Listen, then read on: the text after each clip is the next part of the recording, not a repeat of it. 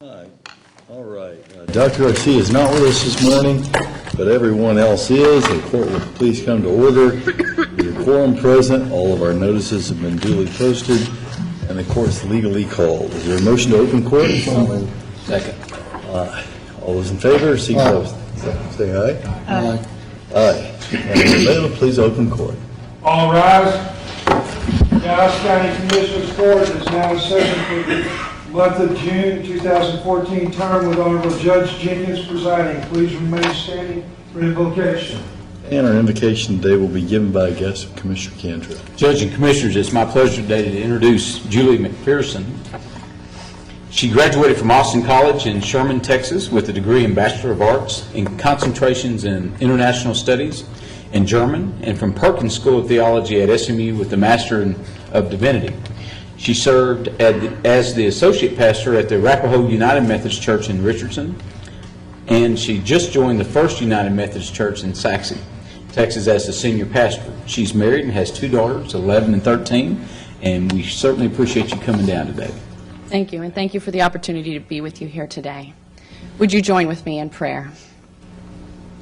Gracious God, Creator of us all, we give you thanks for this day and for the opportunity it holds to exercise the privilege of responsibility, to use our freedom to serve others, and to engage in useful work of many kinds using the resources that you have entrusted to us. We pray especially now for the work to be done through this court today, and we lift up these, your servants of Dallas County. Help them to employ their most honorable skills.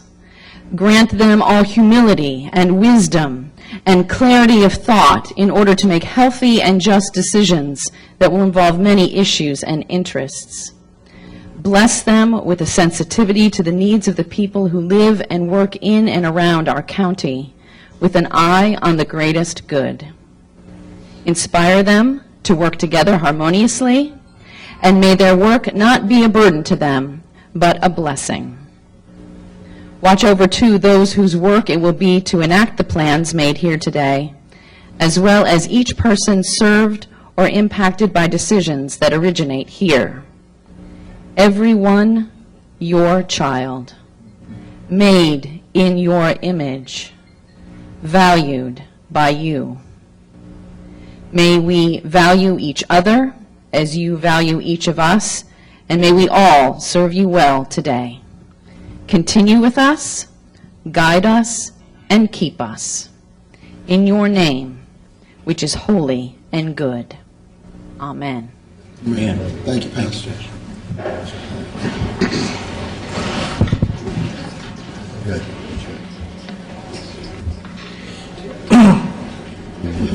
All right, and just a reminder, if we could silence, everyone please silence your cell phones.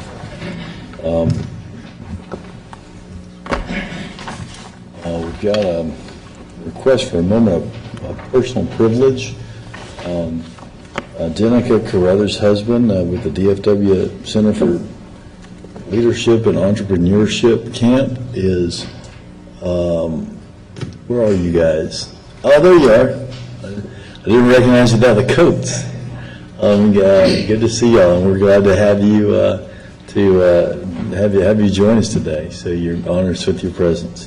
I've got the first resolution today, and I will ask these employees to please come forward. The resolution is for our employees of the month. Stacy Whiteside from the Fire Marshal, if you're here, I know a lot of our employees of the month are working this morning, and that's part of the reason why they're employees of the month. But it's Stacy Whiteside, please come forward. Sarah Faye Smith with Health and Human Services. Frederick Jernigan, Diane Moore, and Savannah Carrillo with the Juvenile Department. Nancy Lacashi and Vicki Duran with the Sheriff's Department. Dr. Joni McLean with Swifts, and Connie Jones with the Tax Office. Anybody's in the house? I see you. Come on. And hello, Representative Tony Rose. I see you standing up there. It's good to have you with us today as well. And I'll read this resolution and move for its adoption. Whereas Dallas County employees are hardworking, dedicated, and play a vital role in achieving the goals and objectives set forth each year by the Commissioners Court, most employees perform above expectation and ensure that Dallas County continues to be a regional leader and a destination of choice for residents and businesses. Whereas the Dallas County Commissioners Court authorized the creation of the Employee Recognition Program in 2012 to encourage recognition of dedicated employees who represent the best and the brightest in our workforce. Now therefore be it resolved that the Dallas County Commissioners Court does hereby salute Stacy Whiteside, Sarah Faye Smith, Frederick Jernigan, Diane Moore, and Savannah Carrillo, Nancy Lucchese, Vicki Duran, Dr. Joni McLean, and Connie Jones for being selected as Employees of the Month for June 2014 for their respective departments, and offers best wishes for continued success at Dallas County, and I so move. Second. All those in favor? Aye. Aye. Shall I say a word?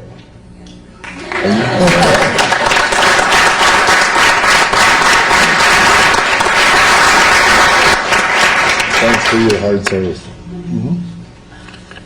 Our next resolution is from Commissioner Cantrell. Judge and Commissioners, it's certainly my honor and pleasure today to introduce a resolution of Craig Pardue. Craig, if you'll come up with your family and all those that have come to honor Craig today, if y'all would come up too, Representative Rose, I think, and Jack, and I think Bethany, I think all of y'all are here.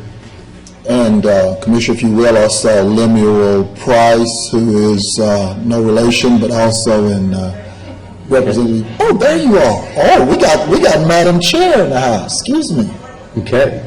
Ron Davis. So I'll read the resolution and move its adoption. I know there's some other things that we're going to do also. Whereas on December 4th, 1984, Craig Pardue came to Dallas County to handle the county's legislative matters and to represent the county before state and federal boards, commissions, and agencies. And whereas, while there have been 5 governors, 4 lieutenant governors, and 4 speakers of the House since Craig began working at the county, one thing has never changed: his ability to achieve the impossible. And whereas, with Craig's guidance, the county has been able to obtain the passage over 180 bills since 1985, and has been able to significantly influence state and federal decision-making in a wide variety of subjects and areas. And whereas his accomplishments, being able to pay for county services with a credit card, the creation of the North Texas Tollway Authority, renewing automobile license plates at the grocery store, increasing funding for transportation, expanding the county's procurement options, obtaining essential approvals from the Texas Commission on Jail Standards, the modification of state funding formulas, improved motorcycle riding requirements, and revising the method by which jurors are called, have touched every county resident, whether they know it or not, and have been critical to the daily operations of one of the largest counties in the United States. And whereas it's hard to imagine that there is another person who is not actually a voting member of the state legislature that has been responsible for the passage of so many state laws and the making of so many state policies over the past 30 years.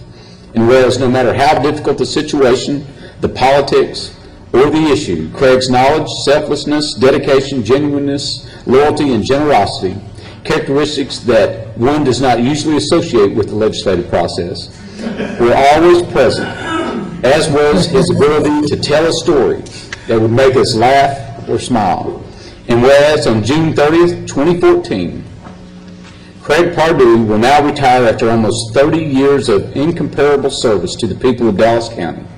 Now therefore be it resolved that the Dallas County Commissioners Court gratefully thanks Craig Pardue for his many contributions to Dallas County and for being not only one of Dallas County's best friends, but for personally being one of the best people that we will ever know, and sincerely wishes him continued success and happiness in his retirement. And I so move. Second.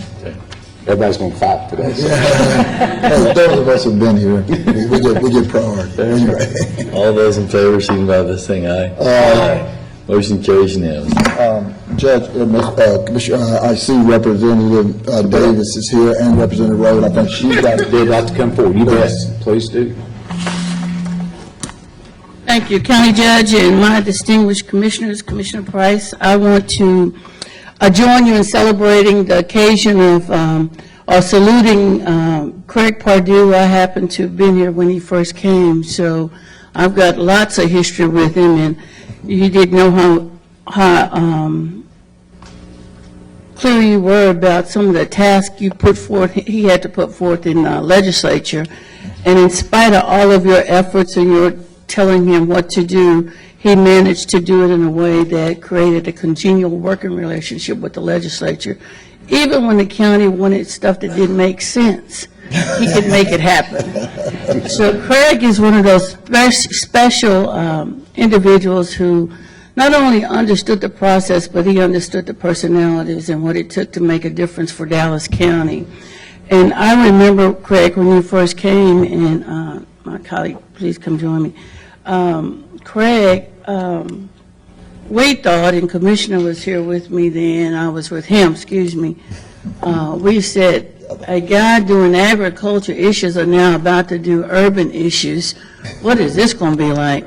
Unbeknownst to us, it's all about the process, and it's all about understanding what his job was. And Craig, as a former co-chair of the Dallas delegation and someone who's worked very close with him, he has done you very well, but the citizens of Dallas County will enjoy his efforts for many years to come because of his tenacity, his quiet approach, his heavy-handed get things done approach, but always smiling, as he would say. But Representative Davis, the Commissioner's Court told me to tell you, we want this done.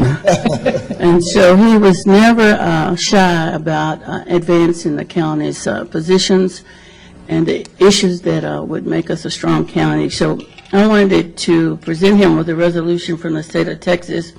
And I guess the last thing I will just mention before I say that is he is one of those folks that, while there's 150 members, there are folks like Craig that really have a vote in the process, because when he gets through working you and touching you, you know that you're now voting, he's voting as well. So this resolution just says, whereas Craig Pardue is retiring as Assistant Administrator for Government Affairs for Dallas County in 2014, drawing to close a notable career in public service that has spanned more than 4 decades. And whereas Mr. Pardue began his career in 1971 working for the Texas House of Representatives, where he served as a staff member in the office of Bill Clayton and Agricultural Committee clerk. After 13 years at the State House, he was appointed to the current position in Dallas County. And he's earned the lasting respect and admiration of his colleagues throughout his exemplary 30-year tenure. And whereas a graduate of Alvarado High School, Mr. Pardue attended UT at El Paso on a track scholarship and later transferred to Baylor to earn a degree in journalism. In all his endeavors, he's enjoyed the love and support of Greta Pardue, his wife of 38 years, their daughter Leela, and their granddaughter Catalina.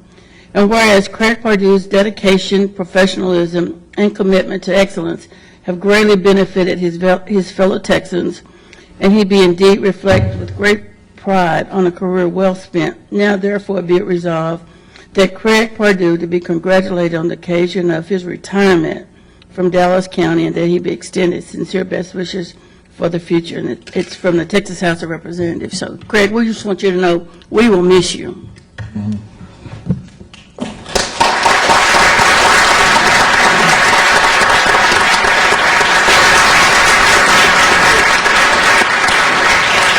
And I would just like to add, unlike Representative Davis, I came in at the end of his service, but he was a major part of me having such a successful freshman term, and I really appreciate it. And I just wanted to publicly acknowledge that and thank him again for his assistance during my passing of my first bill. Thank you.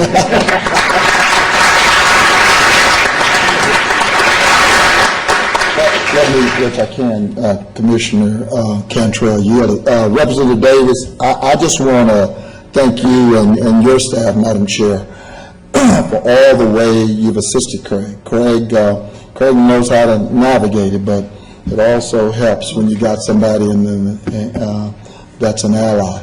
And your office has kind of been a second office for us there, and we recognize that. So as not only as your chair of the delegation, just thank you for what you've done for Craig and his family.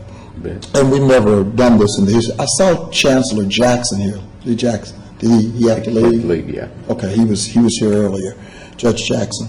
But if the court doesn't mind, I think you should have received what I call a tag resolution, and with the permission of the maker, there's a... Which we did get a chance to read. We read it. We read it. I understand, I got you. I knew that was coming, but so I got you. That's the reason I got that receipt on my computer now that says I received it. Okay, all right. Thank you. Anyway, but thank you. This says, Craig, whereas on June 2014, Craig Pardue, Dallas County Assistant Administrator for Governmental Affairs, will retire from the employment of the county.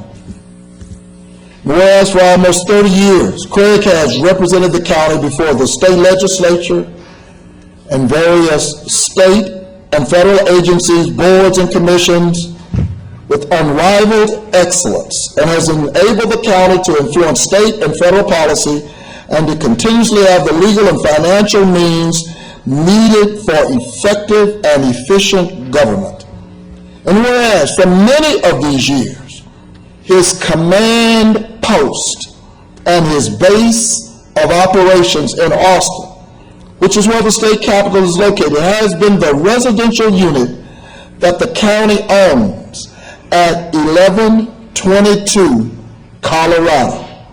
And whereas the resident has unofficially been known by a variety of names, and where it is now time to formally provide an appropriate name.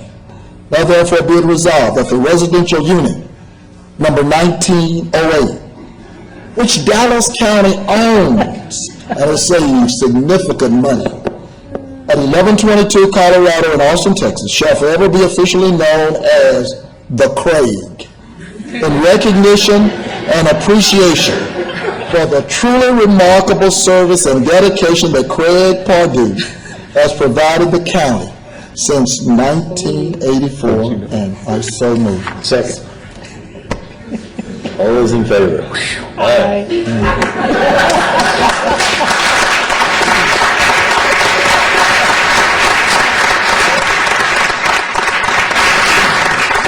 Mr. Mayor, last thing, before you came, a prior court was in deliberation. People think it only happens at budget time, but we sat down and factored all of our back and forth to Austin and figured out what it was costing the taxpayers of Dallas County. And then the court took and decided to make an investment in this little piece of property. At that particular Louisville is an operative word. That thing is tiny. yeah, well, that's okay. But it's Location, location, location. that's right, because it's about value. That's right. And at the end of the day, it has been a great investment for the taxpayers of Dallas County. We own it. We own it. We save money. And Craig, it's only appropriate that it can be called the Craig. I just go through and look and wave and keep going. I've never spent a time there. I think you and Commissioner Dickey, no, I'm not going to say that. Anyway, Craig, thank you. Our rumors get started. Yeah, I got it. I don't think we have to worry about that rumor, though. Anyway, thank you, Craig. It is an interesting place, the Craig, as we affectionately call it now. And Craig saves the county money anyway. Anytime you're with Craig, he saves the county money. I travel with him to Austin on a number of occasions, and he won't let me take a taxi cab. I've got to take the bus with him. So he gets our little 50 cents out, and we put the money in the bus, and we take the bus all the way downtown. So Craig is always looking out for Dallas County. But on behalf of the department heads of Dallas County, both past, present, and future, I wanted to say thank you to Craig. And I say future because Craig has left a legacy. Everything he's done from the time he's been here over the last 30 years has benefited Dallas County and has benefited all of us, not only the citizens of Dallas County, but certainly the employees and all the departments of Dallas County. I do want to ask at this time if Ryan Brown and Rick Lossberg would also stand up here with us. Every day over the last, I don't know how many years they've been here, but many, many years, these guys go to lunch together every day, and Band of brothers. and I think that certainly he's going to be missed on that regard. But I'm going to miss Craig. Craig has done so much for Dallas County, but in the 5.5 years that I've been here, I've learned so much from this man. I'm certainly going to miss the times that we spent together. Every day at 3 o'clock, Craig has to have his 5th or 6th Dr. Pepper for the day, and he comes downstairs and he gets his ice and he makes his way over to my office and he sits and we talk, and I've learned so much about Texas and state politics by talking to Craig. I've learned so much about Greta and Leah and Kat, but talking to Craig all those hours, all good things, by the way, and learned so much about Alvarado, a city that I didn't even know existed before Craig came and sat in my office and told me all about it. But I'm going to miss those times together with Craig because I've learned a lot from him. He's a wealth of knowledge. He knows so much about so many things and so much about so little things. Things that don't matter to anybody but Craig, but he makes them matter for all of us. So we're going to certainly miss that. We wish him well. I was fortunate enough to convince the court to have him continue on with us as we do this transition over the next couple of years. So I appreciate the court for that. We're certainly going to need his knowledge as we go through this next legislative session because it's going to be a tough one for us, and we need somebody like Craig to continue to support us and to help us move forward. So with that, I'm going to ask Craig to come forward. Before you do, Mr. Martin, State Representative Helen Giddings has joined us. Come, you want to, sorry. Good morning. Good morning. I came down for Craig Perdue's reception. I didn't know I was going to have the opportunity to speak before the Commissioners Court. But let me just say that for my entire legislative career, I've had the opportunity to work with Craig Perdue, and it has been an absolute pleasure. I think he's done a wonderful job for our county. And there were times in my office when my staffers asked me whether or not Mr. Perdue thought we were an extension of the Commissioners Court. I assured them that in part because of Craig, we were. All we needed to do was to give him an office. So we are certainly going to miss Craig. He has been a good friend to me, and I've had the pleasure of working with him on so many of your legislative initiatives. So thank you very much, Commissioner. Thank you.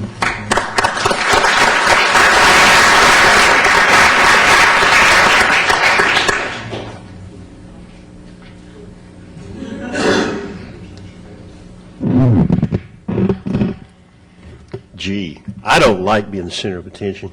I used to work for the Dean of the House, great guy, and he told me, only introduce your immediate family, because if you start introducing everybody else, you get into trouble and forget somebody. So I'm going to introduce my immediate family. This is my wife, Greta, my granddaughter, Catalina, and my daughter, Leah. And they have let me go down to Austin and do what I do, and I really appreciate the fact that they've stayed home and run the house while I went down and did what I did. First of all, I never passed a bill, and I never got to vote on a bill. The legislators that you have seen speaking here earlier, they do it all. We just carry the message, and we're very lucky to have the Dallas delegation. The Dallas delegation passes bills, and that's why I've had any success that I have is because of them. I really appreciate this. I'm going to keep it short. A good lobbyist knows when you've got the votes, you sit your butt down.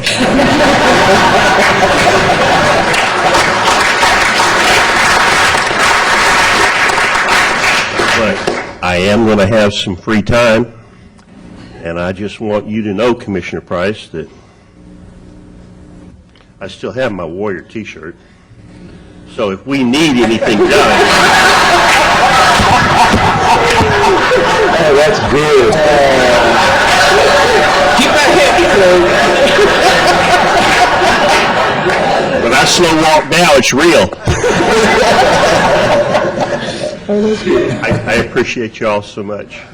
I appreciate Commissioner Daniel. I appreciate the fact that when I go into a meeting with you, I better be prepared because you're going to have read everything and you're going to ask questions, and I better know my stuff because you're going to know it. I'm going to miss you too. I appreciate Commissioner Cantrell because you've got more integrity than any man I've ever known. And you vote the way you vote because of what you believe, and I respect that.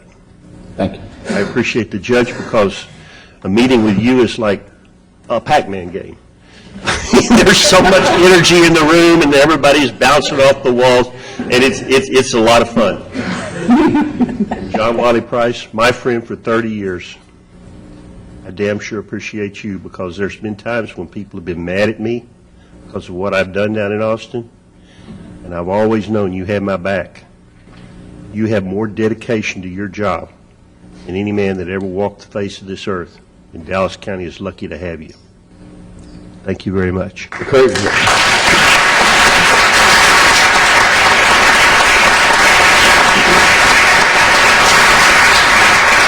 you do have some additional former Dallas County people with you, Dan and Kathy Savage, and we don't want to miss the most famous person in the courtroom today is Jack. So Jack, wave your hand, say hi to everybody.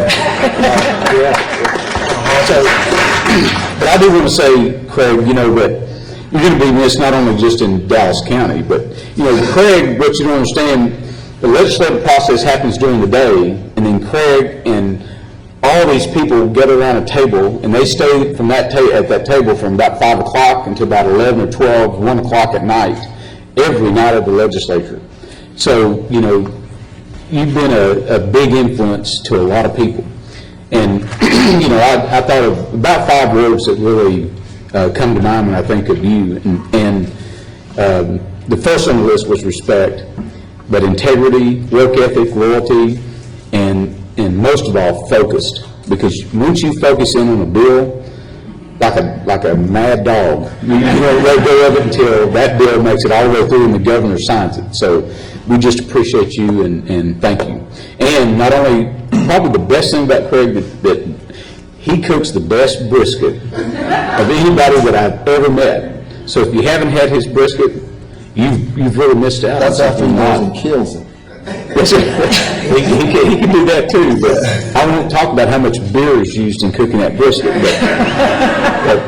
Of all the things that you never seem to be able to get in control, Madam Chair, State Representatives, I don't understand that motorcycle lobbyist. And if you've never been in Austin, Oh, yeah? the most powerful lobby, you can say whatever you want to say about everybody else, the most powerful lobby is the motorcycle. They come to town, they close the town down. Nothing moves. You're not on a motorcycle that day, don't show up. And you didn't get that under control, Craig. I kept the world safe for motorcycles manufactured in England before 1975. I would like to say one thing also, although I am the newest member on this table, that Craig he kind of took me under his wing in Austin and introduced me to a lot of people, helped me with the CUC, and I look forward to the continuing efforts, because you still will have the people of Dallas County in your sights and in your heart. And as the famous last words are, you know you're not done yet. And I know that you're looking forward to this next legislative session. So yes, in fact, we can make that next transition, because we are not done yet. So thank you very much for what you've done. But then, as you've also said, thank you for what you're going to do. Come on up for a picture, Craig.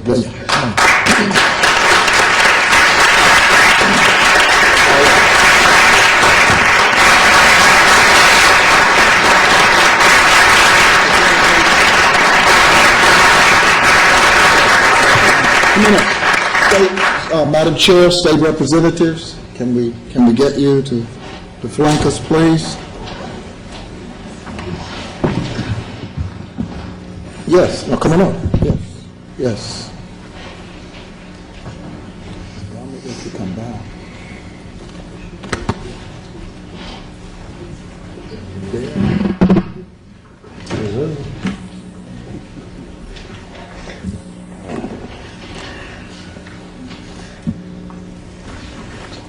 Oh, y'all come on in close, yeah, come on in close. Got it, okay.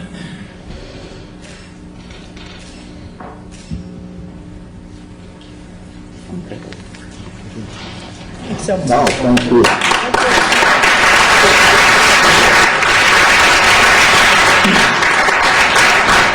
Thank you, thank you. Stand by there.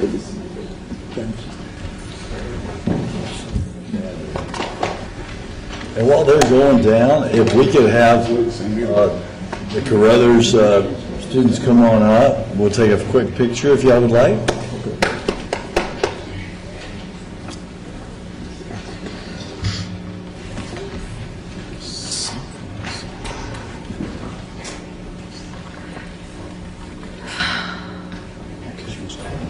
Y'all just come on straight through the front here. Yeah, y'all get this on.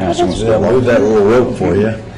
And while they're coming, the next resolution is going to be Southern University Appreciation Day, so once they kind of get here, I'm going to ask Southern to take the lectern, please. All right. You got a picture taker out there? Oh, yeah. Well, my people should, where is, Shay, hook them up with a picture. I'm sorry? Okay, check, send that out. All right, everybody. Send it back. Okay. Everybody ready? okay, here we go.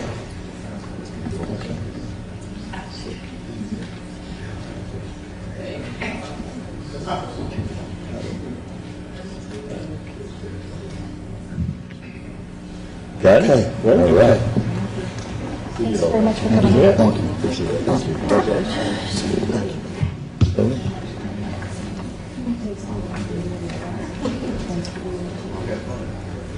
Thank you very much.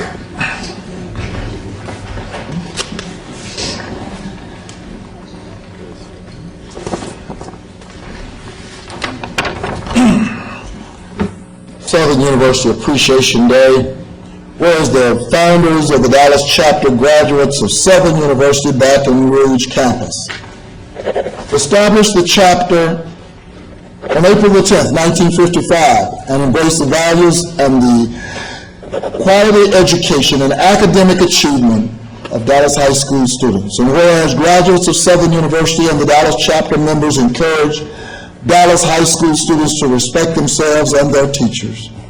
And whereas graduates of the Southern University Council, Dallas high school students, on the benefits of completing high school and earning college degrees. And whereas graduates of Southern University encourage Dallas high school students to engage in creative thinking, openness in discourse, and respect for the ideals of their fellow students. And whereas graduates of Southern University believe that all youth have the right to pursue and earn college degrees in order to fully meet their civic and social responsibilities. Whereas graduates of Southern University and Southern University Alumni Federation Dallas chapter members, through effective communication and participation in college fairs for Dallas high school students, promote student awareness of the benefits inherent in matriculating at the nation's only historical black university system. And whereas the Dallas chapter, Southern University Alumni Federation, successfully conducts fundraising events, including the annual Bayou Bash and annual golf tournament to provide scholarships and other financial assistance to Dallas students to attend Southern University. And whereas the Dallas chapter of the Southern University Alumni Federation and its founders are recognized for the chapter's 59 years of generous and compassionate service dedicated to higher education for our high school students. Therefore, be it resolved that the Dallas County Commissioners Court does hereby recognize the mission, goals, and successful efforts of Southern University graduates, the Dallas chapter founders, and current members of the Dallas chapter Southern University Alumni Federation, and proclaims June 28, 2014, Southern University Appreciation Day in Dallas County in the state of Texas. And I so move. Second. In favor? Aye. Aye. Aye. Motion carries unanimously. Okay. Well, good morning. Introduce yourself for the record, please. Good morning. My name is Laquita Thomas, and I am the current Dallas chapter president. And I bring you greetings to the judge and to the commissioners on the dais. And thank you very much on behalf of our 134-year-old institution, as well as our 59-year Dallas chapter. We really appreciate you all recognizing the efforts of us in this city, great city. Thank you. Mr. Warren, you have to be there. Good morning, Judge, Commissioners. Before I speak, I want the rest of our delegation to introduce themselves. Good morning. My name is Henrietta O'Neill, and I'm a past president of the Dallas chapter. Thank you. Good morning. I'm Lakeisha Camise. I'm your 2014-2016 recording secretary. And of course, John Warren, Dallas County Clerk. Back in 1979, my high school counselor informed Southern University that they had a student that said he would not attend college unless it was Southern University. Southern University has produced and mentored and molded the minds of federal judges, legislators, lawmakers, lawyers, athletes, artists, musicians, and county clerks.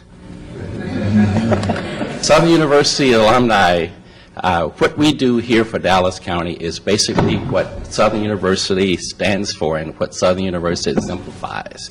Continuing to pass down and reach down to mold the minds of the individuals who at some point in their lives feel like they don't count or that they do not matter or will not make it in life. We have successfully changed the minds of those individuals. We continue to change the minds of those individuals. I am proud, just as the ladies here behind me, proud to be graduates and alumni of Southern University. We thank this court for our recognition. Thank you.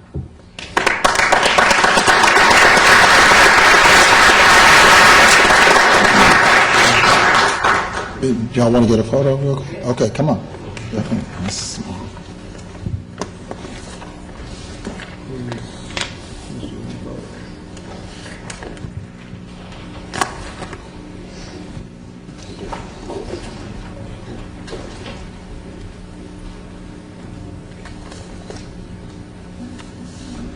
Y'all want me to move this Baylor cup out of the way? Since this Sevens picture, we'll get that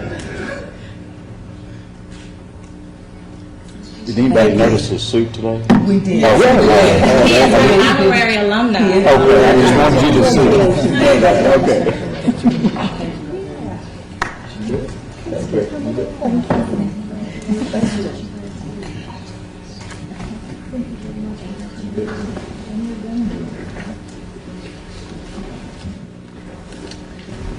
And next, I believe that's it, right? Right. All right, so we'll go to the consent agenda. Is there a motion on the consent agenda? So moved.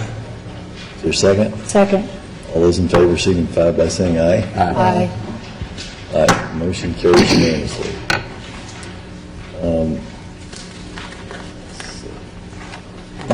We'll now consider court orders 1 through 13. Is there a motion on the court orders? I'll move. Second. Any discussion on the court orders?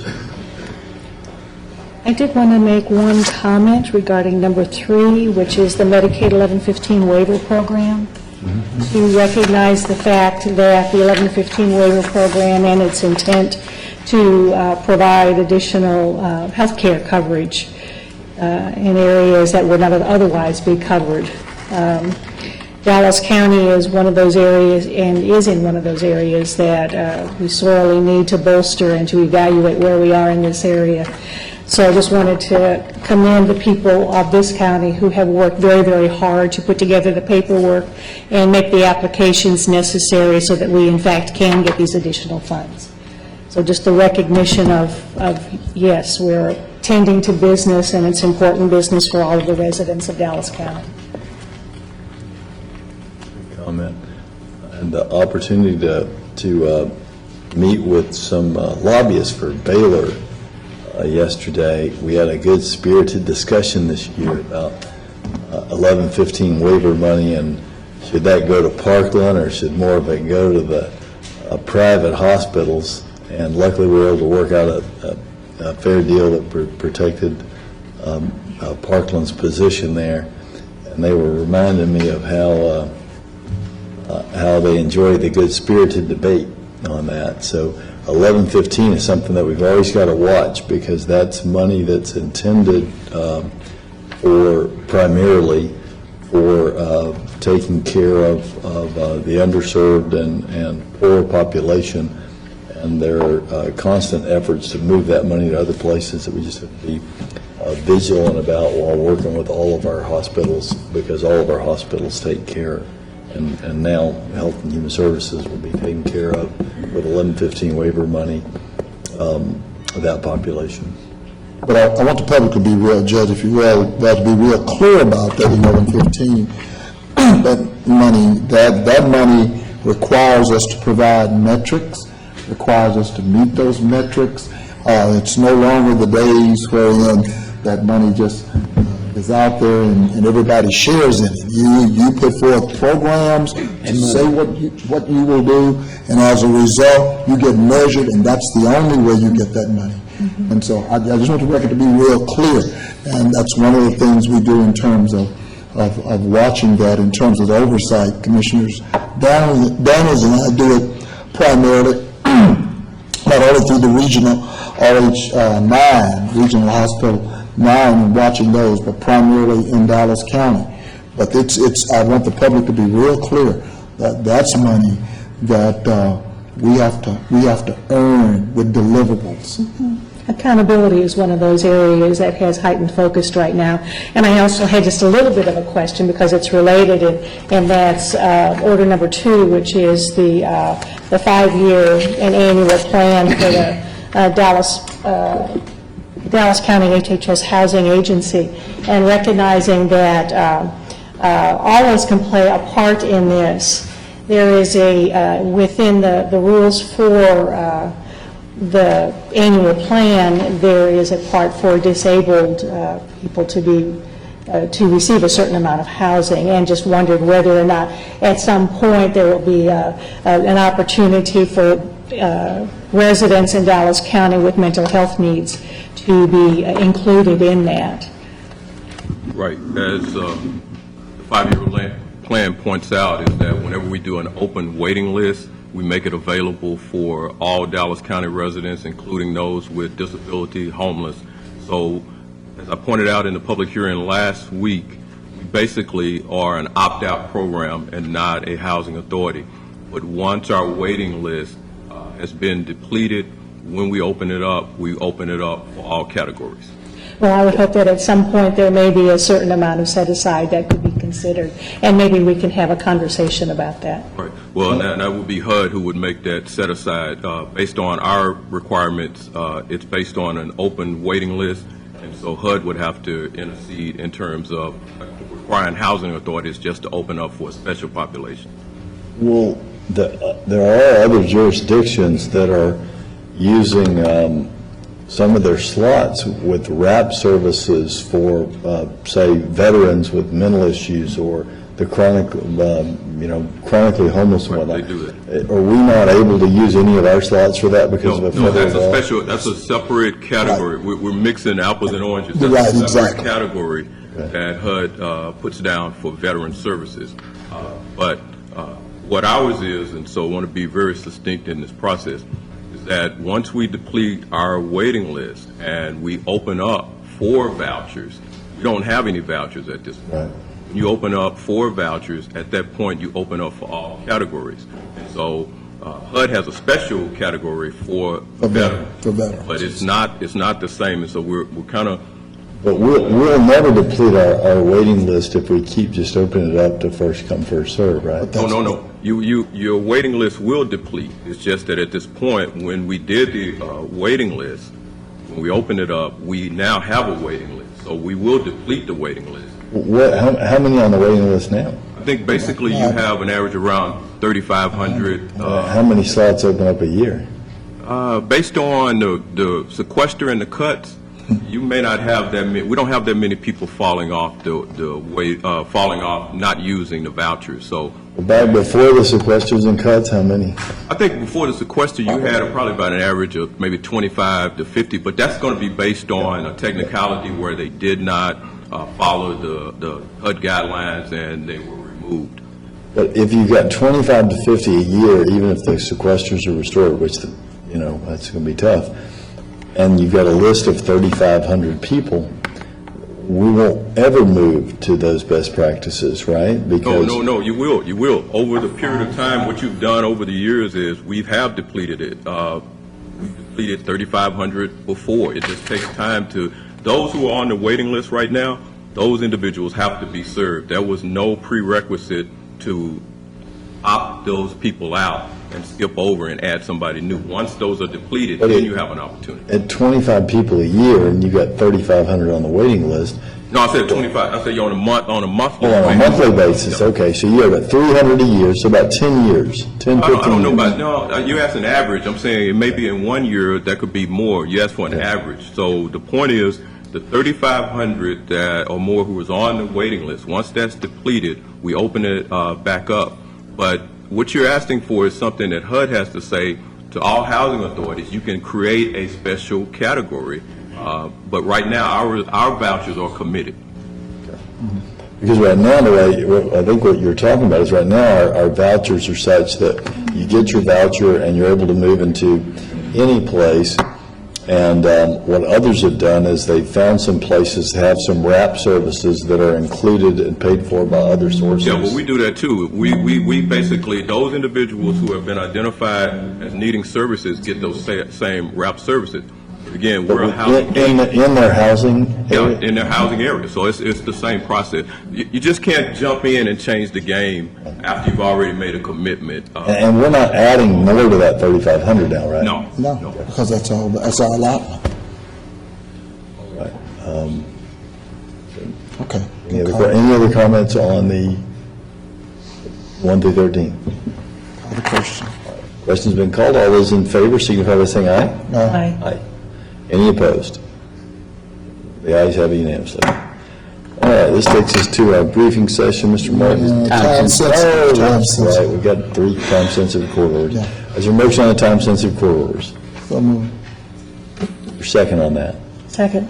Any discussion on the time-sensitive court I orders? do have a question. Ms. Nelson, what is the special project on item number 2? It's in connection with the project that's been discussed in executive session on a number of occasions. Okay. Mass production of documents. Right. And paralegals needed on that instead of a clerk? I guess that's my question. I'm just not sure why a paralegal is being requested versus, It needs to be somebody that has enough of an ability to comprehend with very limited information the reason why certain items might need to be pulled out or designated in a way. I mean, this isn't just a matter of, you have to be able to understand whether or not there's an attorney-client privilege. privilege or a special sensitivity or something else. Okay. And we anticipate it's going to be a relatively short project, too. So, I mean, this is not something that is going to be ongoing or anything like that. 6 to 8 months in your deal, I wouldn't think it'd be anywhere close to that, but, No, not 6 to 8. oh, I'm sorry. 2 weeks. No more than 30 days and possibly 2 weeks. 6 to 8 weeks, I'm sorry, I read it as months. Okay, yeah, 6 to 8, okay, I'm good. All right. Any further discussion? Hearing none, I'll call the question. All those in favor, signify by saying aye. Aye. Any opposed? Hearing none, motion carries unanimously. All right, now we're at our briefing session. Mr. Martin, can you take us to the briefing session?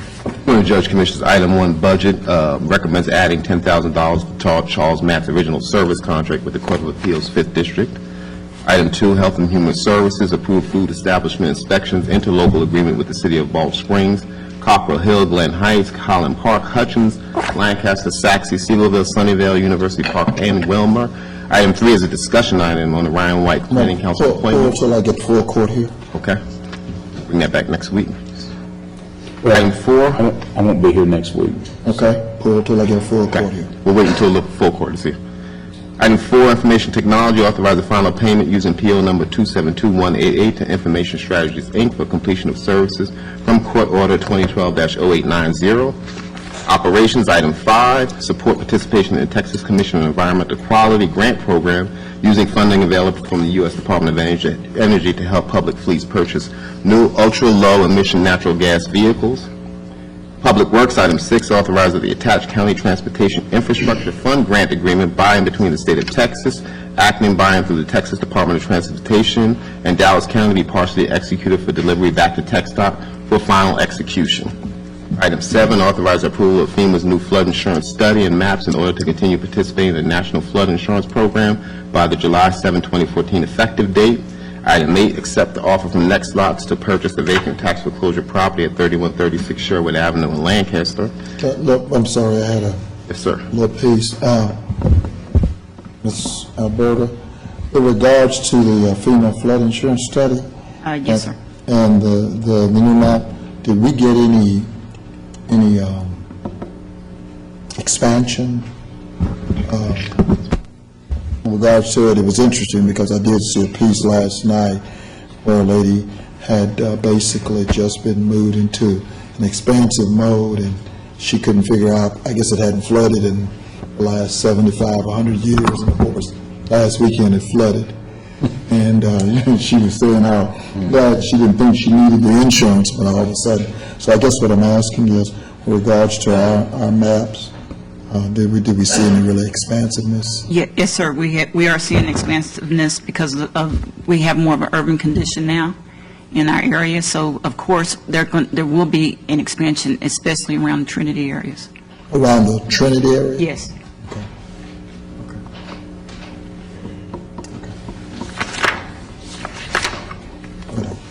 Thank you, sir. Item 9, execute the attached interlocal agreement with the Irving Independent School District pursuant to Court Order 2011-1098, and accept attached Irving Independent School District Board of Trustees Resolution Number 13-14-59 dated May 19, 2014, authorizing County of Dallas to act as trustee to offer for sale by public or private sale properties identified in attached Exhibit A. Purchasing. Item 10, authorize a second 12-month extension of annual contract for apparel, hosiery, and undergarments as awarded to Bob Barker Incorporated and J&C Suppliers, Inc., and Uniforms Manufacturing, Inc.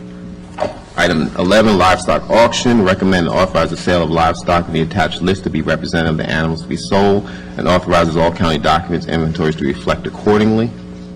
Item 12, recommend award of bid for the annual contract for armed and unarmed security guard services to I got some questions about that one. Yes, sir. I You want to come noticed- back to them, or you want to do this one now, or you want to come back to it after we complete the rest of the agenda? That's fine. I'll come back to number 12. Number 13, recommend the initiation of contract negotiation with the highest rated firms as outlined below for RFP for beverage, snack, and food vending services based on consolidated scores of the evaluation committee. Commission for beverage would be firm Dr. Pepper Snapper Group, Inc., and for snacks food products, firm would be CDS Vending. For no commission low price beverages would be Dr. Pepper Snapper Group, Inc., and for low price snacks food products would be CDS Vending. Sir, with that, we'll come back to item number 12, which is recommend award of bid annual contract for armed and unarmed security guard services to the third lowest overall and best responsive bidder, which is Vet Securing America. And Judge, you had some comments on that? I do. I noticed that our Vet Securing America contract once again fails to pay, it pays to its unarmed guards a starting rate of $9 an hour. And then my staff, and looking at the cost of that contract and the profit margin in that contract, found that it has an efficiency or profit margin of 24%. The one directly below it, Tex One Security, pays the unarmed guards $11.50 an hour. Its profit margin is only 8%. I think it's relevant to look at what's efficient here. One, we send $24 away to people who own the company, and the other, we send them 8%, and the employees make a living wage, don't have to go to Parkland for their health care, and are not supplemented by the taxpayers for social services because they're making a living wage. So I just note that, and I wonder if there's any more information, because it seemed like sparse briefing information to me. Is there a complete listing of how all of these agencies scored? Because it seems to me that the highest and best bid would be Tex One Security, but maybe I don't have all the information. Commissioner, Yeah. Judge Jackson, not Judge Jackson, excuse me. That's okay. Yeah, I look alike. Okay, Judge Jenkins, This wasn't an RFP, so it did not have a scoring mechanism. Okay. Yeah. So this is just a straight up low bid. Okay, so straight up low bid, the low bidder has managed to secure for himself a 24% profit to provide us with warm bodies. I beg your pardon, I told everybody to silence their phone, and something is happening. There we go. I'm guilty of my own sin there.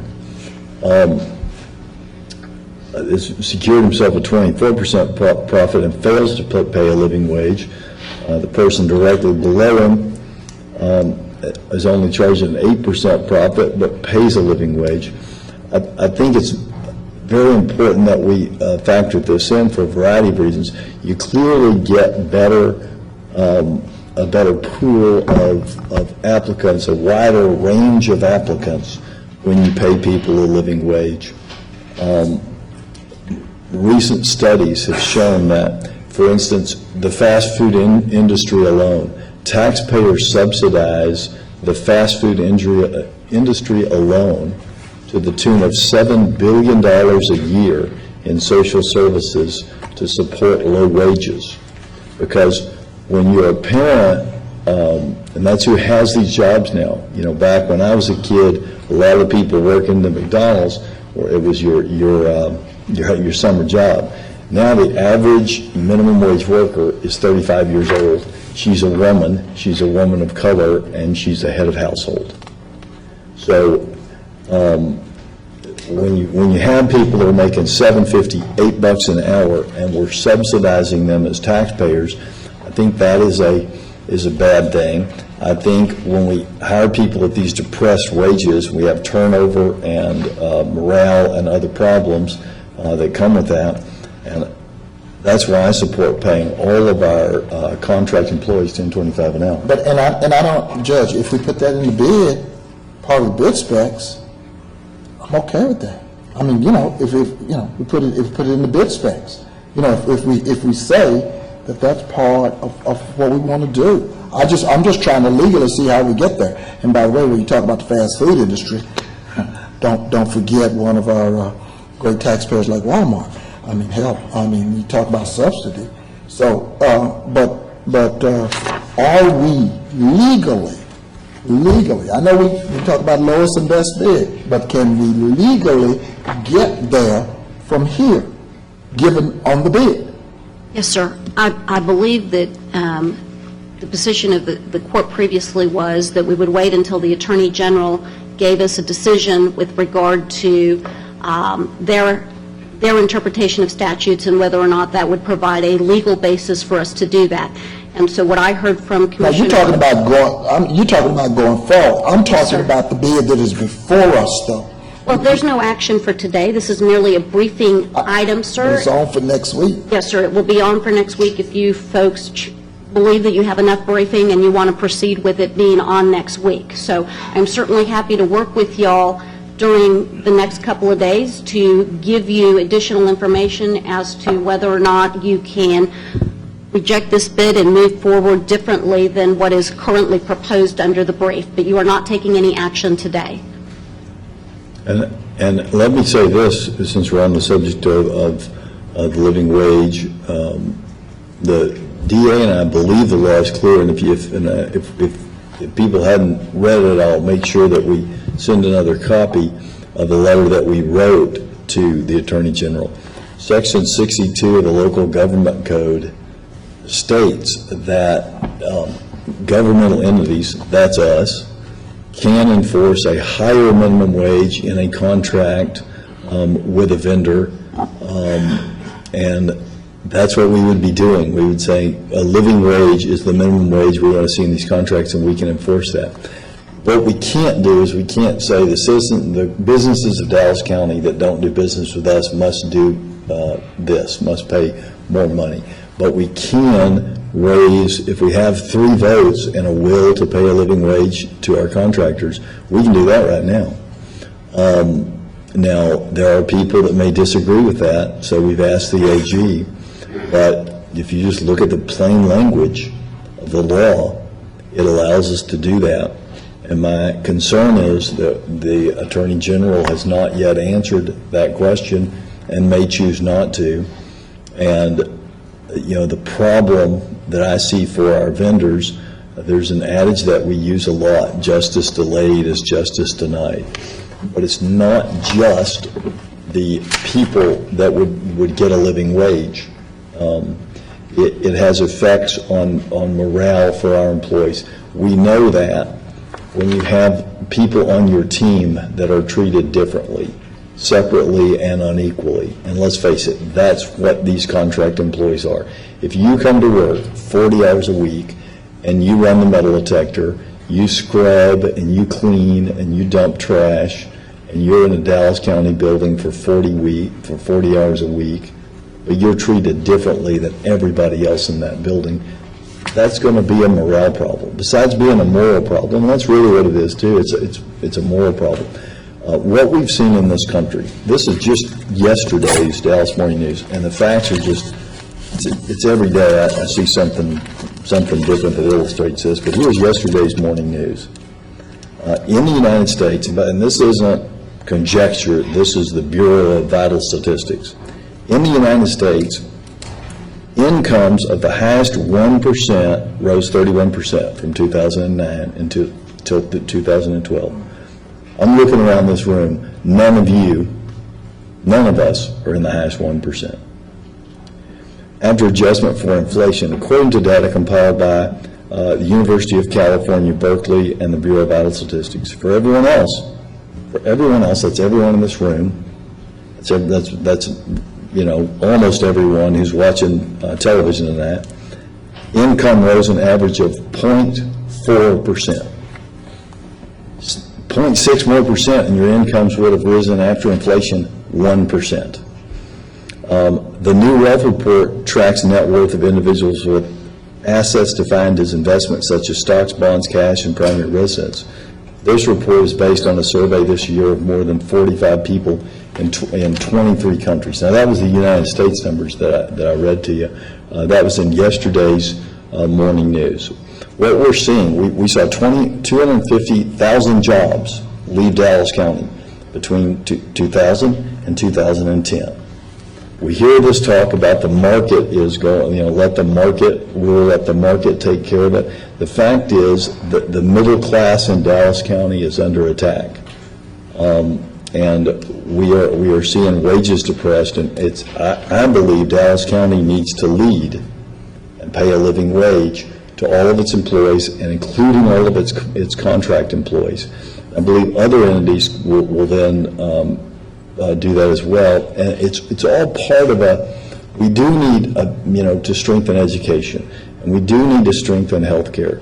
But the answer to a living wage is, respectfully, it's not to work on our school system so that a generation from now, people hopefully can make a living wage and not have to work 2 jobs and be able to go home and actually see their children at night.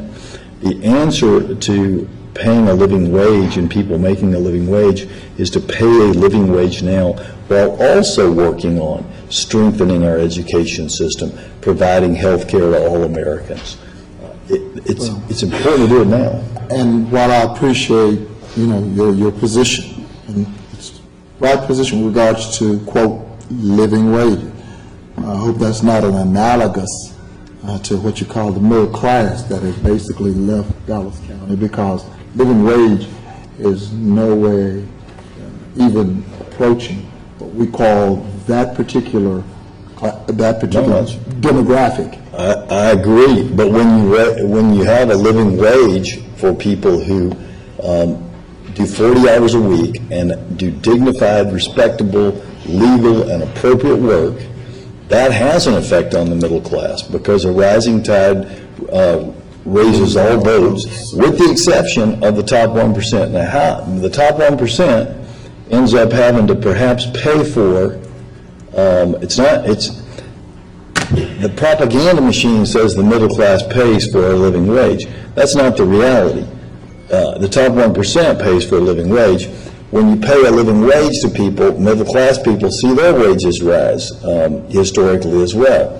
Who doesn't see their wages rise? the people who make their money off owning stock and their portfolio solely. Why? Because you make more money when you depress people's wages. If it comes down to just purely how do I make the most money off widgets, if I can have everybody that makes my widget making $7.25 an hour, I'm going to make more money. For the school teacher, for the policeman, for the librarian, for the middle-class worker, if you raise a living wage and you promote a living wage, you help those people. I think there's another point, too, that has been brought up in the fairly recent past in the conferences that are here in Dallas County, the Dallas Morning News, and while we're still waiting to hear whether or not Dallas County can actually enter into this discussion. And so I look forward to seeing what the DA's office and the AG's office finds out about that. But what is our responsibility as one of the major employers and one of the major decision makers in salaries in Dallas County? Looking at the 561 largest cities in the United States, there are only 24 cities worse than Dallas, as determined by the Census Bureau's Gini index, which is that index that shows the distribution between the highest and the lowest on our wage earners in Dallas County and across the country. Among Dallas peers, only two, Boston and Washington, are worse than we are. So what is our responsibility as one of the major decision makers in the local economy?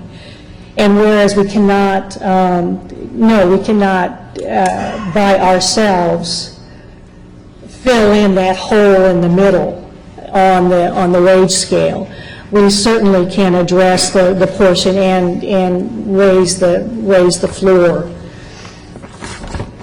to a degree that has an impact on those people that are most affected, which is part of our responsibility as Dallas County decision makers here.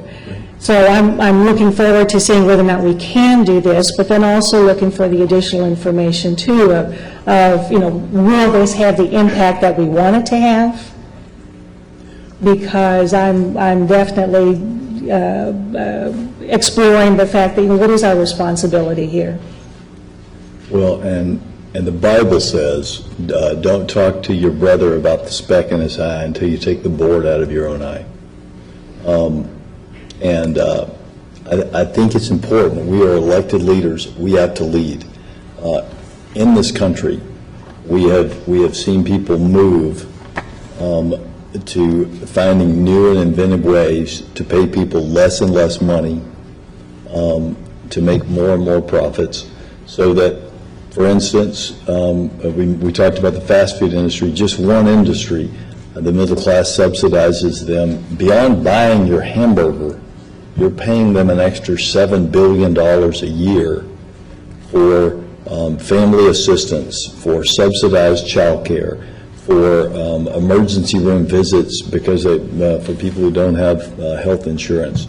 So there's the cost of your meal at these low wages, and there's the hidden cost of what you are actually paying for them to make a higher and higher profit and reward that top 1%, those big shareholders. 80% of the stock in this country is owned by the top 10% of people with net worth. And low wages make big stockholders wealthy. But middle-class people with 401ks, you never catch up for what these low wages do. So I think we need to lead and lead by example. It is hard for government to stand up and talk about how we need to protect the middle class while we hire contractors that pay wages that require people to go get food stamps and go to the emergency room for their health care.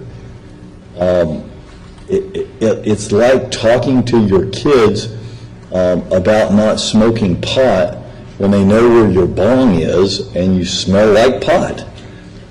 We've got to be honest about what this is. We've got to step up, I believe, and pay a living wage to all of our employees and all of our contractors. I don't know what a bong is. And let the record show, John doesn't know what a bong is, and I have faith that God will hit him with a lightning bolt and miss me. But just in case, y'all, I'm going to scoot a little bit over. But, you know, it's probably not a good, I'm speaking from the heart, it's probably not a great example to mix that metaphor, but it's important, and we need to do it. Judge, I'd like to say a few words. I know that's surprising. You know what a bong is? I know he knows what a bong is. Because he told me he did. Marcus asked me about the whole gas pipe thing, so. You know, I think there's three things. One, does the court have legal authority? Two, does the court have the available dollars to enact this living wage scheme? And then also, whether or not the court has the will to do that. You know, Judge, you talk about subsidizing, the middle class subsidizing that profit. But it appears that if we go this direction, that what you have is you have the taxpayers of Dallas County subsidizing it, because no matter what you do, if you make part of a contract mandatory that you pay a minimum wage, then they'll pay that minimum wage in their bid when they do it, because we'll enforce that to make sure. They're going to make the same profit. It's a free market. It's free enterprise. So what they do is they either raise the prices to everyone else, or or they just charge Dallas County. So we pay that. So I don't think I'm in a position to ask the taxpayers to pay to subsidize that going forward. If you look at the Congressional Budget Office, they say that, and they're a neutral, independent agency, they found that only 7% of families in poverty have a full-time worker.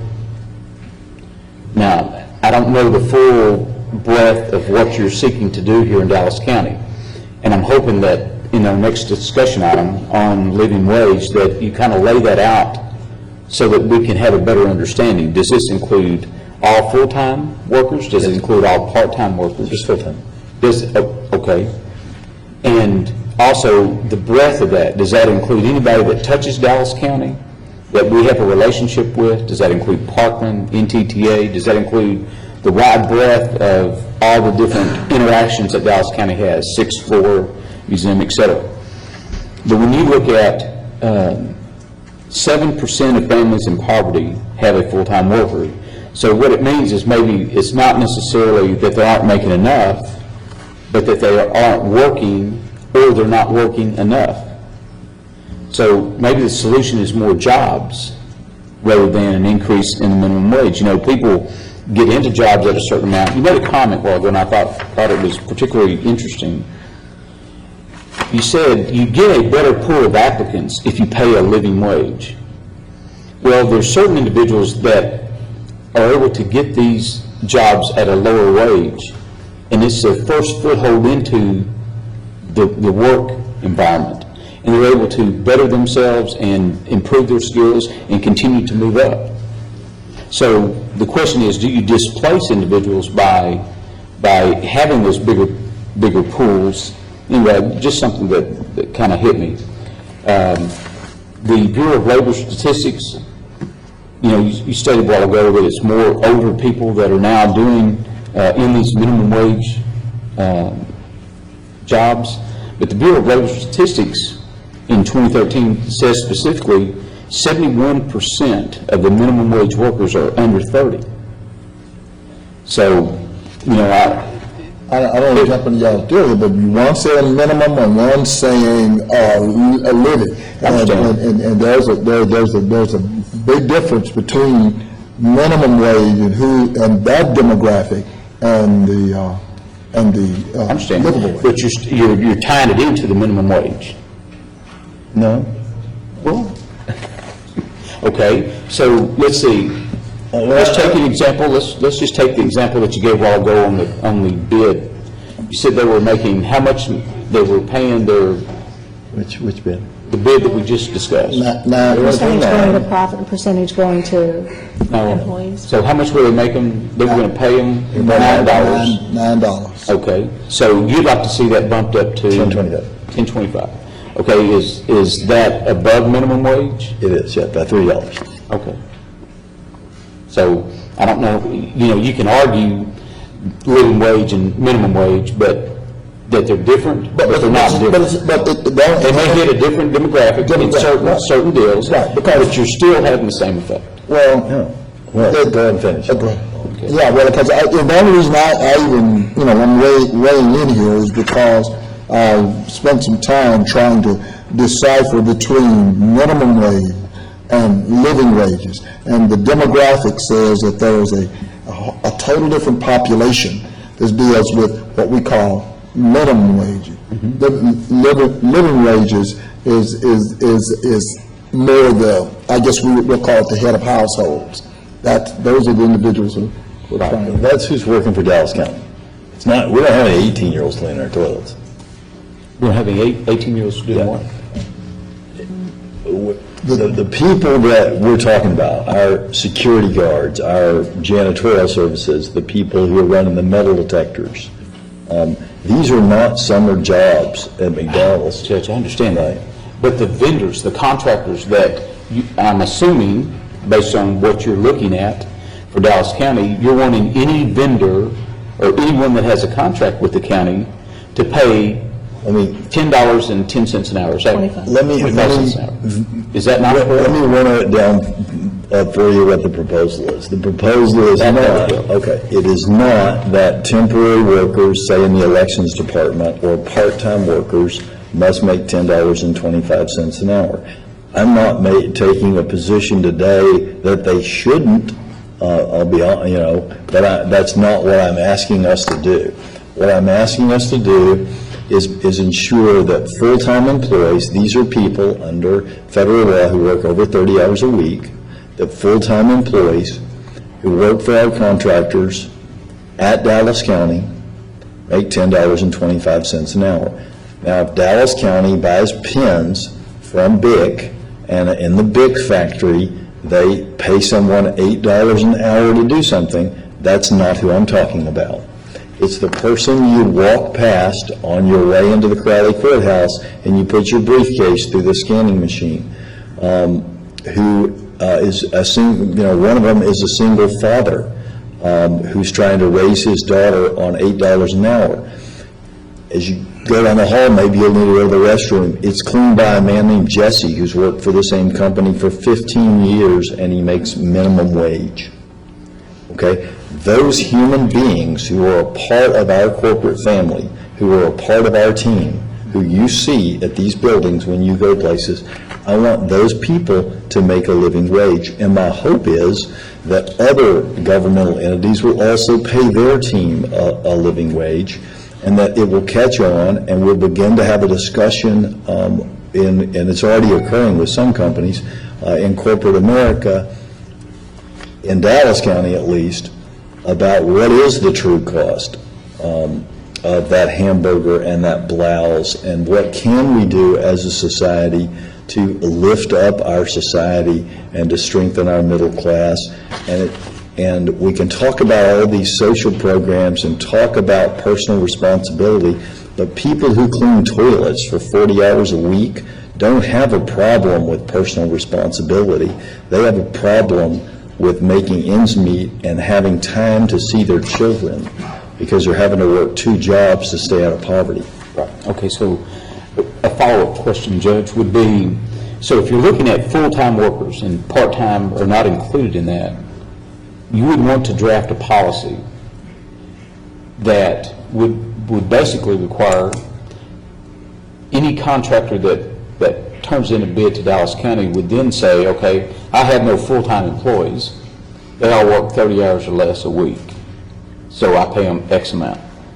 So you're wanting to pass a policy that would encourage an agency to not hire full-time employees. We would take care of that loophole if we have a job that is a full-time job at Dallas County, we would not Let's allow... take, for example, The school. the metal detector. Okay. Right. We would not allow them to do an inventive thing where they have metal detector workers at, say, our place and 3 other buildings, say AT&T and wherever else, and they just shift around their people so nobody works 30 hours. If we have a full-time position there, they're going to need to they'll end up putting one person in it because they're going to have to pay the people $10.25 an hour. But we're not going to have a loophole where they can split that up with 2 people so they can continue to pay less than a living wage. You had said, well, it will result in a big increase to the taxpayers. It could result in a very small, very modest increase when you consider our overall budget. If this were completely passed on if moving everyone up to 1025 were completely passed on, it could run, whatever that would be, $461,000 of a $866 million budget. But here's something interesting in just the bids today. In the low bid that we're talking about for next week, Securing America, their profit margin, or the delta rather, between what the employees make and what they make to pay for insurance, et cetera, is $227,709. The one that pays a living wage, their delta is $80,000, okay? So you're talking about 15 employees. 15 employees that need to be paid an additional $1.25 an hour for 2,080 hours a year.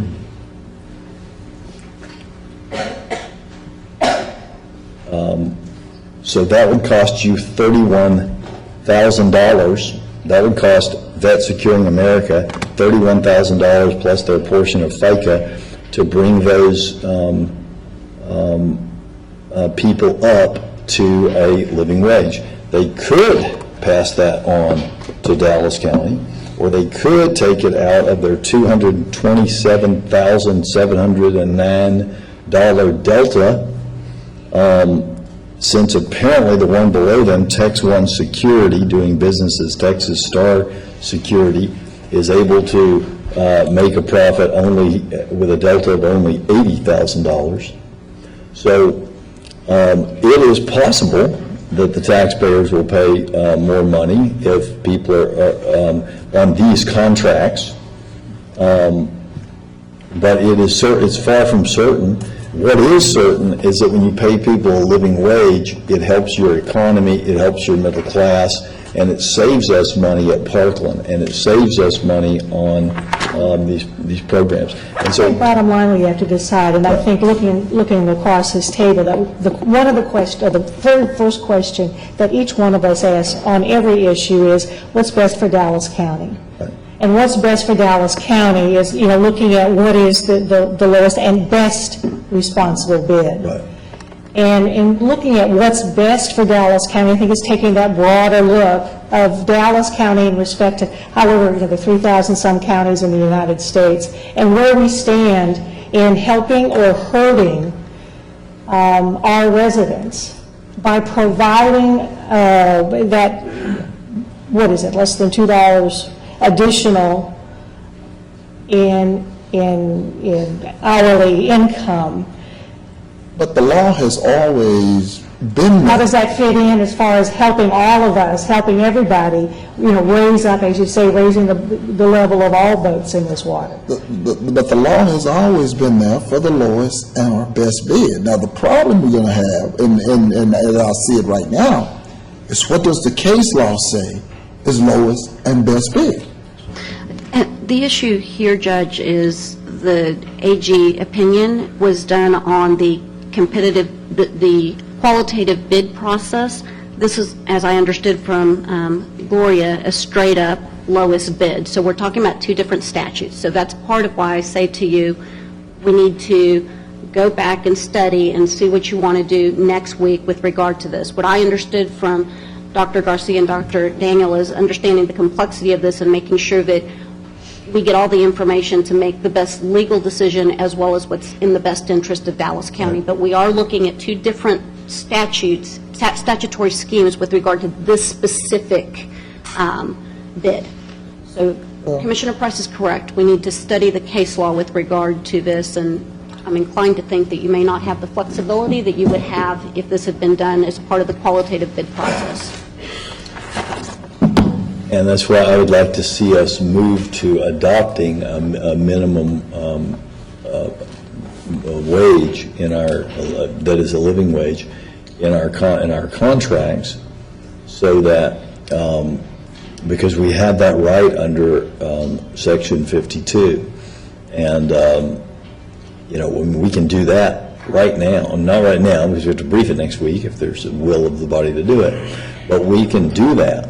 We can put that in there, and then for that matter, we can resubmit this, and then going forward, we could pay a living wage to all the people who work here, and I support doing We that. already do that.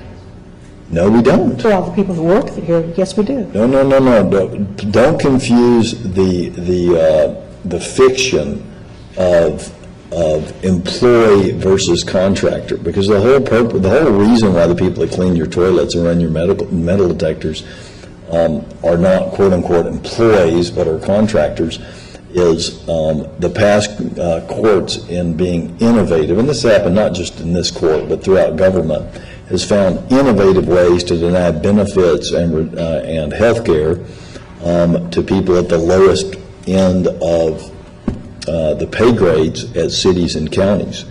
That's part of the problem. Yeah, but look, you know, I mean, you can say, and I don't know what that added cost would be, but I mean, you're talking to a county, you're talking about a county that pays substantial benefits, and just an insurance alone to the tune of about 62 million, 64? 64, but we don't pay any benefits to these people. I'm not asking you to. I'm asking you to pay a living wage. Well, I got that, but I mean, but you don't want to always bring everything, you know, in-house as well. I mean, that's. I'm not asking you to bring it in-house. The point I'm making is, I'm surprised. Why aren't you? If you're going to give them a living wage, why don't you give them benefits too? Mike, if that's your motion, I'll second it. No, but I do have a comment, Judge. You said, but if I could finish before you do, the salient point to me is when I think about companies, because I come from owning, and I still own companies, and there's a real.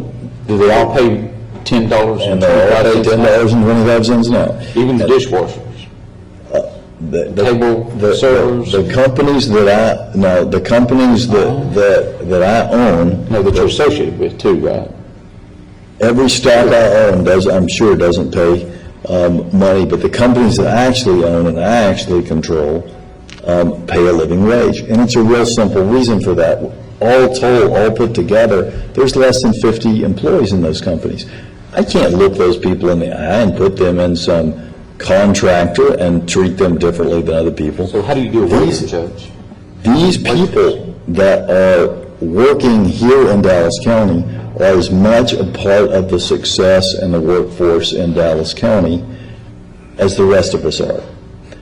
It is, if you don't think it's as important to Dallas County for the toilets to get clean, just don't clean your toilet for a couple of weeks.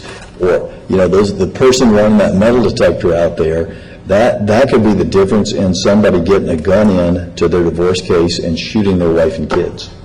So these are important jobs, and there ought to be dignity in work. It's a simple premise. If you work 40 hours a week, you ought to be able to pay for basic necessities in life.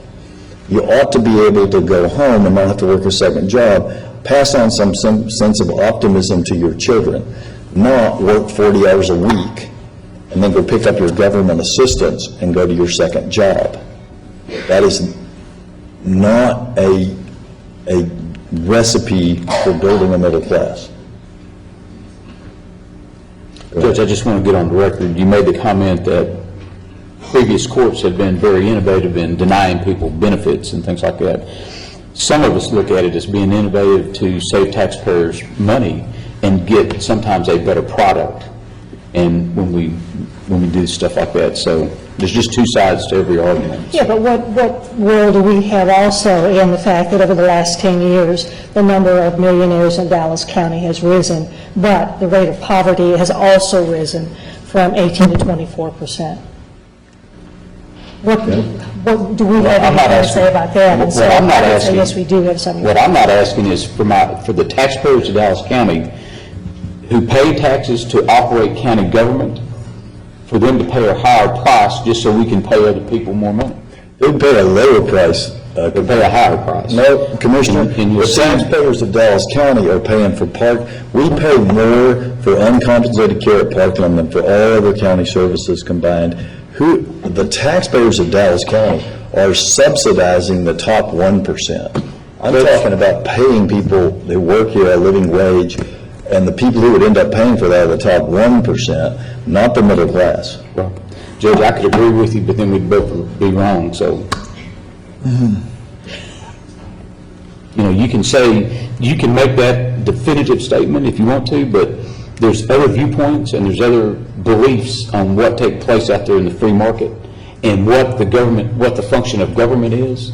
And some of us don't believe that bigger government and more expensive government is where we need to be. We believe we ought to, it's no different than keeping your tax rate at the existing rate where it's at when you have property values going through the roof, and then saying, well, we're not going to raise taxes. Well, yes, you are. If you don't go back to the effective rate, you have raised taxes. And then if you take that money and you require all your vendors to pay more money out for contracts, and they turn around and submit that back to the county, then you have the taxpayers paying for all of those things that you're talking about. I want us to be real careful here. I was hoping not to wake up this ghost.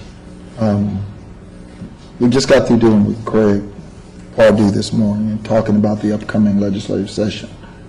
What I want the court to be real cautious about is that, first of all, we get all our authority from the legislature. We're an extension of state government. Number two, when you begin to talk about revenue, appraisals,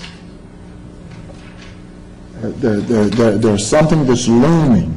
Oh, it's coming. It's coming, but I don't want to invite it too quick. And I want us to be real careful with that. So we're going to be real balanced.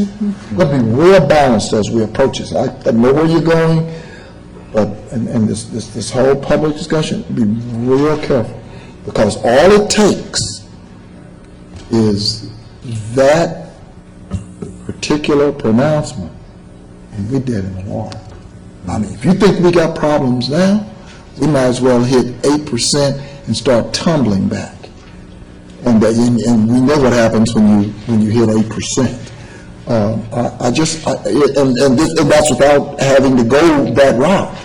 So I just want us to be, I understand where we're trying to go, but be real careful when we talk about when we talk about revenue streams, which we get off of appraisals. Be real careful. On the record, that's all I'm saying.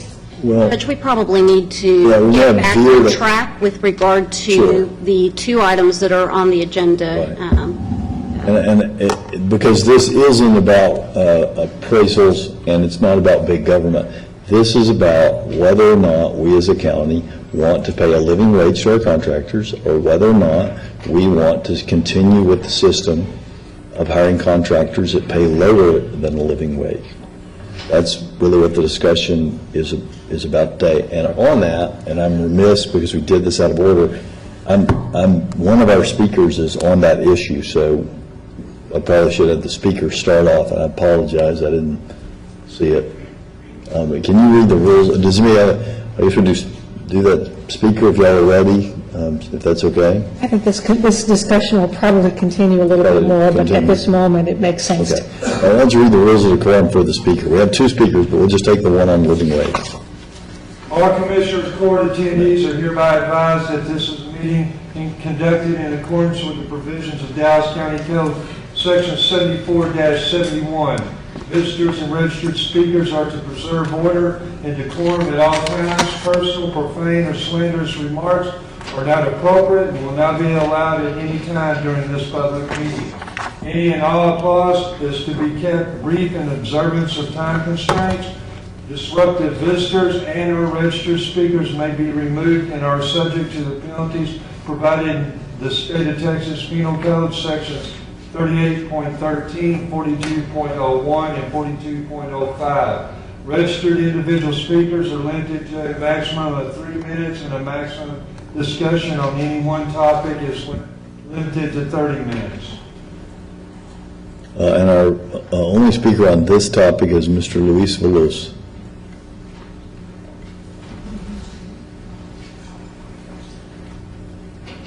We'll take the other speaker on a matter with the City of Dallas at the conclusion as normal. Yes.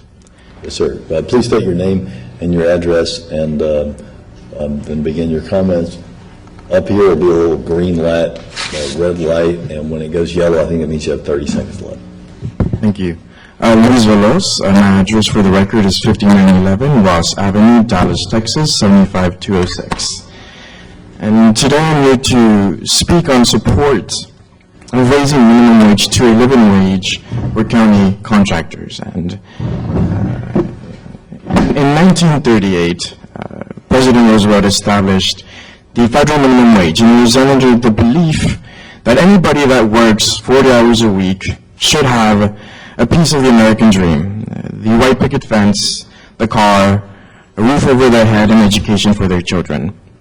And unfortunately, I think that dream, that belief, that American value has gone under attack. We seem to not be striving for it anymore, and I think it's time that we are brave enough to reclaim that American value. With my brother, myself, and my mother combined, we work an average of about 120 to 140 hours a week. Apart from being a full-time worker, I am also a full-time student. And yes, I do care for my grades. I just finished my freshman year in college with a 4.0. However, the fact that we work that many hours just to make ends meet, and the fact that our savings account is not growing, in fact it is stagnating, is not a testament to what the American dream should be. And although this might not affect me directly, I'm not a contractor for the county, I know that many people do need this, because I personally know the struggle of having to pay a bill, or rent, or books, or school that unfortunately you cannot afford. And let me be very clear, the biggest job creator in this country is the middle class. The middle class is the one that buys. The middle class is the one that goes out shopping. We are the ones that provide money to all the businesses in this country. So it is important that we take care of that middle class. It is important that we protect our job creators, us. Each and every one of us here creates jobs when we purchase, when we buy. And we cannot create those jobs. We cannot protect our economy if we do not have the purchasing power that we used to. It is important that we do what's right. It is important that we do what's best for the American dream. And I think it's important, as has been said before, that we are brave when facing these issues. It's the murky waters, I agree, and we might not all agree on how to best proceed with this. But I think we can all agree on one thing. The American dream should be available for each and every one of us, for every hardworking American, for every hardworking Texan. The American dream should be there and should be attainable, and we should fight for it. Thank you. Thank you, sir. I may have to clap for that myself. Thank you very much. Thank you. All right, and do we have any further comments today on this issue? If not, I'll take the speaker. I think we'll, at this point, Ms. Nelson will get with the court members and talk about what our authority is in this regard to this contract, because I do need to have a security contract in place. So we'll decide what the next steps will be and bring it forward for next week, whether it's this contract or whether or not we have to go back out to bid based on the court decisions. So if there's no further comments, we have another speaker on a separate topic. We have any bring-ups before we bring up? No. Okay. So our last speaker is Mr. William Hopkins. Good morning, Mr. Hopkins. Please state your name and address. Judge Jenkins, my name is William Hopkins. The city of Dallas and the county, I'd like to say the school board, is, I've been in Dallas over about 50 years now, and this is the most racist city and county and school board I ever seen, Judge Jenkins. We down here talking about the minimum wage, the people that's doing the toilets. These people are black and Hispanic, and this here good old boy county commissioner thing. They don't care nothing about blacks and Hispanic. I can say that for, I've been coming down here 15 years, so I can say that, Judge Jenkins, without saying, you know, you saying something wrong or you got to call a sergeant at arms and all that. I've been coming down here 15 years. So what I'm saying, I'm saying from sitting out in the audience watching, the contracts for the blacks and Hispanics down here for the last 15 years has been so pitiful. It's been like the Ku Klux Klan would give contracts. It's like blacks and Hispanics would come to the Ku Klux Klan meeting, Judge Jenkins, and ask the Ku Klux Klan, well, could you give me a contract where I could get minimum wage? And what would the Ku Klux Klan tell the blacks and Hispanics? No, that we taxpayers might go up for the taxpayers.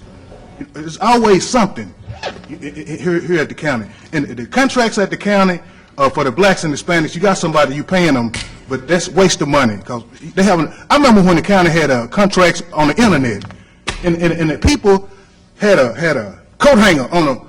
One time I come down here, Judge, let me tell you a story. I won't never forget it. Y'all gave a contract to the white people on the internet. They was giving a contract to the peoples on the internet, and the people in West Dallas had a coat hanger on their TV with the fall on it. Nobody had no internet, but y'all was giving contracts down here for internets to the white people, and the blacks, we still had a coat hanger on the TV trying to get the TV to straighten up straight. You understand what I'm saying?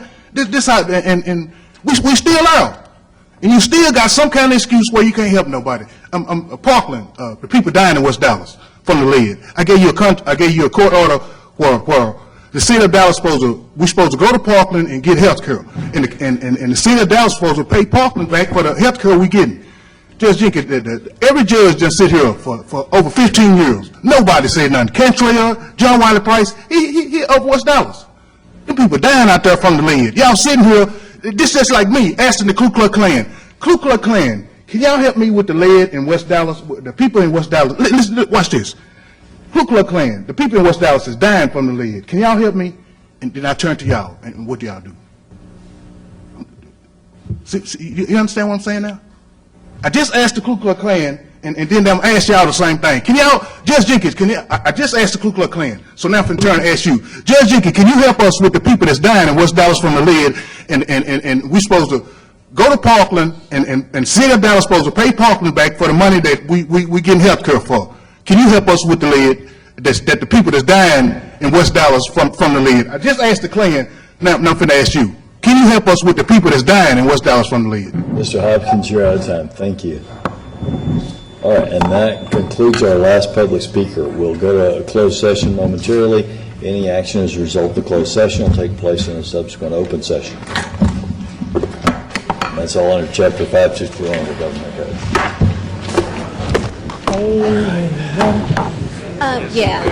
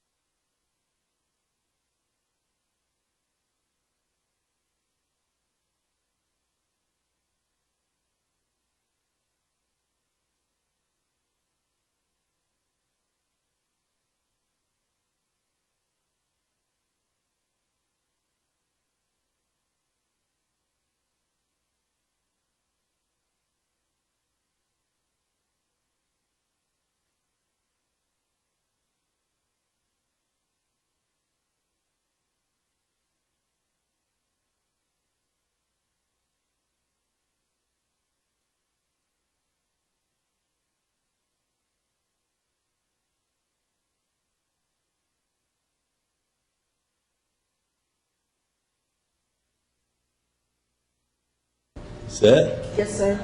No action necessary as per the closed session. We stand adjourned. Quick one.